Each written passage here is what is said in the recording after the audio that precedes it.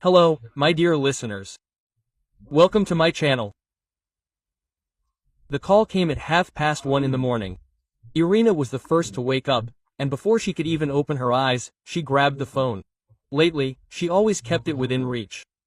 Andrei stirred next to her. Hello. His voice was hoarse, sleepily. Irochka, the worried voice of Lyudmila, my mother-in-law's sister, was on the other end of the line. Tanya, something happened to Tanya. I called an ambulance. They said, stroke. I was wide awake. We'll be there soon. Which hospital did they take you to? Half an hour later, they were already in the emergency room. Antonina Petrovna had already arrived. Lyudmila was pacing the hallway, glancing every now and then at the door to the intensive care unit. I went to see her, and she, Lyudmila, was sobbing, clutching a crumpled handkerchief to her chest. She was lying on the floor, her eyes open, but she couldn't say anything, only something was bothering her. Irina gently touched her shoulder. Everything would be fine. The doctors would help now. The first days merged into one endless nightmare. Antonina Petrovna was in intensive care. The right side of her body was paralyzed. Speech was practically absent. Irina and Andrei took turns on duty at the hospital. Fortunately, the management understood the situation and let Andrei go for a few days. Lyudmila also tried to help, but she had her own family, a small business, which required her constant presence. Go home, she told Irina.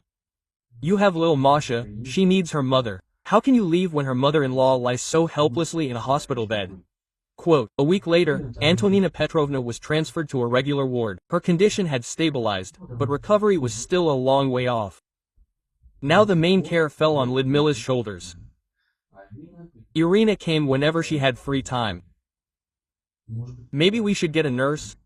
Andrei suggested one day, looking at his wife's exhausted face. What about the money? Irina shook her head. We have a mortgage and daycare, we can't manage. We'll manage somehow. Quote. She came to the hospital 2 or 3 times a week, when she could leave Masha with a neighbor.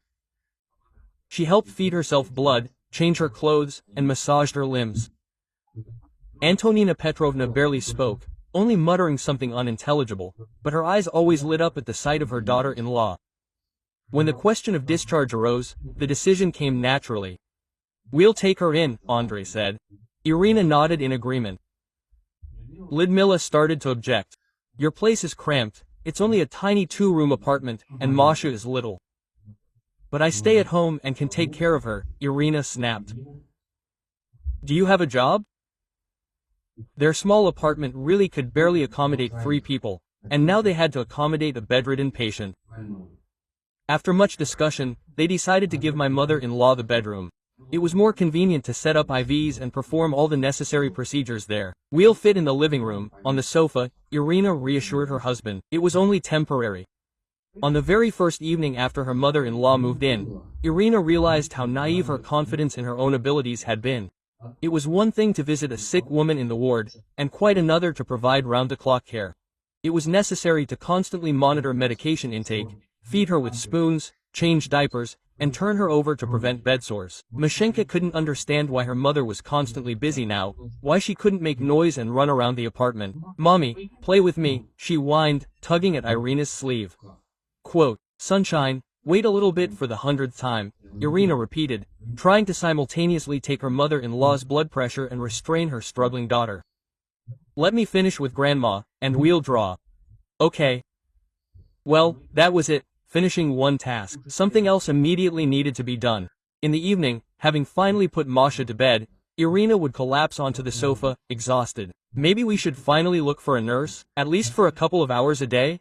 Quote, Andrei asked, looking anxiously at his wife's haggard face. With what money? She stood up and waved her hand. I can handle it. Weeks passed. Gradually, Antonina Petrovna's speech began to return. It was still slurred, but individual words could already be understood. Her right hand regained some of its vitality, and her mother-in-law could already hold a spoon on her own. Irina was happy with every improvement, even the smallest one. Lyudmila called occasionally, asking how her sister was, but she didn't come to visit. She was always busy. Irina wasn't offended though. She understood that not everyone had the opportunity to stay home and care for the sick. The April morning was surprisingly warm. The sun peeked through the windows, and even the dust swirling in its rays seemed golden and festive. Irina, having finished her morning routine with her mother-in-law, got Mashenka ready for a walk. Exactly, she said. She was trying to braid her unruly blonde hair. Let me at least do your hair properly. Mom, are we going to be out for a long time? Masha, bouncing up and down, wouldn't let her mother secure her hair tie. As long as you want, my dear, it's a wonderful day today. Before leaving, Irina, as usual, stopped by to check on her mother-in-law. Antonina Petrovna lay back on the pillows, fingering her rosary beads. New hobbies, helping to develop the fingers of the right hand. We're off to the playground. Irina straightened the blanket. I gave you everything. Medicine and water are on the nightstand. The phone is nearby. If anything happens, call. Svetoslav nodded, not taking her eyes off her rosary. The playground was crowded. This kind of weather lured all the mothers with children outside. Mashenka immediately ran to the swings, where a whole line of kids had already formed. Mom, I'm thirsty, she shouted 5 minutes later. Irina patted her jacket pockets and cursed under her breath. I forgot my water bottle at home. Masha, I'll have to run home for some water. Are you coming with me or playing here with Elisa? She nodded toward her daughter, with whom she often walked together. I'm with Elisa, Masha nodded happily. Sveta, Irina turned to Elisa's mother. You watch mine for 5 minutes. I'll just run for some water. Quote, yes, of course, run. Irina headed quickly towards the house. Lately, she tried not to leave her mother-in-law alone for long, just in case. Having reached her floor, she quietly opened the door. The apartment was unusually quiet. Slipping into the kitchen, Irina reached for a bottle in the cabinet and suddenly froze. A voice came from her mother-in-law's room, clear, distinct, without a trace of the porridge in her mouth that had been tormenting Antonina Petrovna for the past few months. Yes, Lysis, can you imagine? She said to someone on the phone. That's how I live, like a sponger in my own family. Irina froze with the bottle in her hands. Something in her mother-in-law's intonation made her listen. And this is after everything I've done for her, Antonina Petrovna continued. Remember how I sat with Masha while she ran to her classes? And now what? He threw out one child and thinks that everyone here should walk on tiptoes. It would be fine if she gave birth to another son, but not quite the same one. With her throat tight, Irina leaned against the refrigerator, feeling her legs giving way. No, come on, listen further. Her mother-in-law's voice became louder. I'm telling Andriusha, find yourself a normal girl from a decent family. And what about him? Mom, I love Ira. Ugh, what love. She ruined his whole life. That's what I'll tell you. She doesn't know how to cook, or look after a child. And her character is the same fee. Every word hit like a slap. 3 months. 3 months of daily care, sleepless nights, washing, cleaning, feeding with a spoon. For what? To hear this. And you know what's most offensive? Antonina Petrovna continued. Now she will tell everyone how caring she is, daughter-in-law. And I'm a burden to her. You'll see, she'll ship me off to a nursing home at the first opportunity. She's capable of it. Irina felt tears rolling down her cheeks. A hysterical thought flashed through her head. Wow, she can talk so well when she wants to. But in front of me, she just torments and torments. Where did you hear that distant sound of an incoming message? Sveta is probably writing, wondering where she disappeared to. She needs to go back. Masha is waiting for her water. But how? How can I go back to this house, to this apartment? How can I look this woman in the eyes? This is how I'm suffering. Lyasenka came from the room. I wish someone would come to visit, otherwise she's locked me in here like a prison. That was the last straw. Irina grabbed the bottle, somehow poured some water and, trying not to make a noise, ran out of the apartment. Only on the landing did she allow herself. She croaked loudly. The phone rang again. Quote, Ira, where are you? Masha is worried, Svet wrote. Coming. With trembling fingers, she typed the answer. The rest of the day passed in a fog. She mechanically pushed the swing, answered Masha's question, smiled at the mothers she knew, and her mother-in-law's words swirled and swirled in her head, poisoning everything she believed in for the past months. By evening, Irina made a decision, not the easiest, but the only possible one. All that remained was to wait for her husband and find the right words. Andrei returned late, having stayed up late working on an urgent project. Irina had just finished putting Mashenka to bed. My daughter couldn't fall asleep for a long time. As if sensing her mother's mood, she asked to read her another story, then another. Is everything okay? Andrei asked his wife. You seem kind of tense. We need to talk. Irina nodded towards the kitchen. They sat down at the table. Andrei turned on the kettle and took out some cookies. A familiar evening ritual. Irina watched him calmly, his confident movement understanding that it was about to destroy this cozy little world. Your mother has to leave, she said, looking into her cup.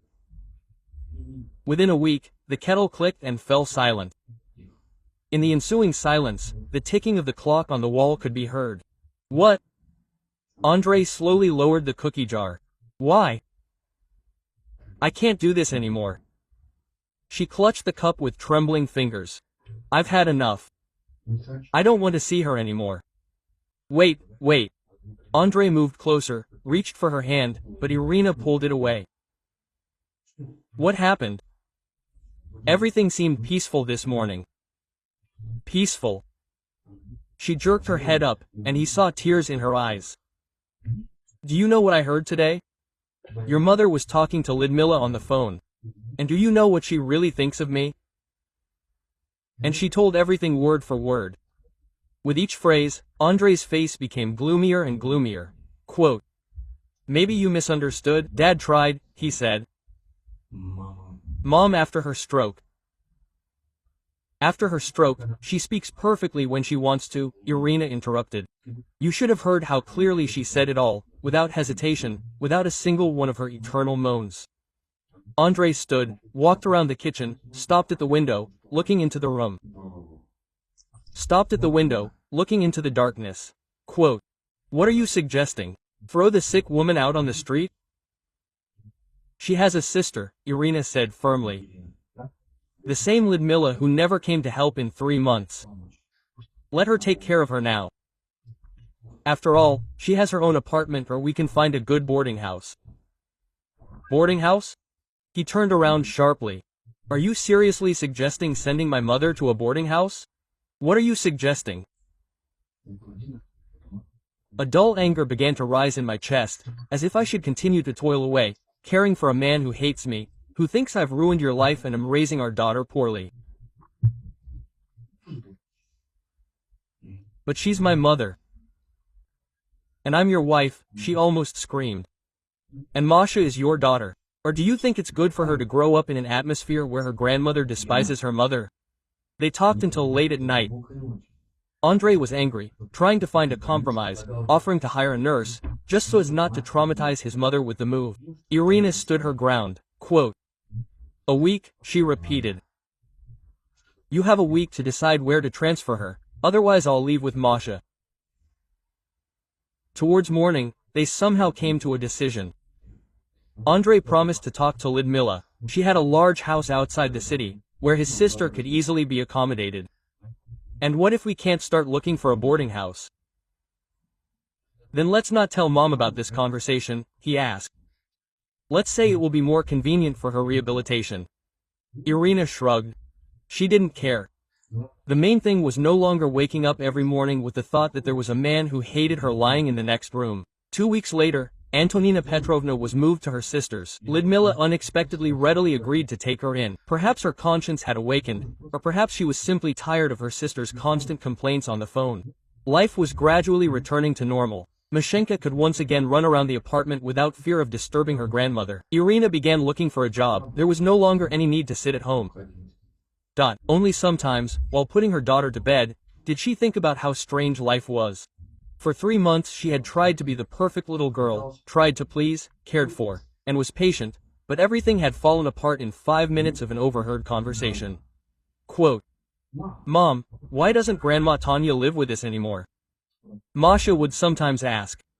Because sometimes it's better for people to live separately, Irina replied, kissing her daughter on the top of her head, even if they were happy.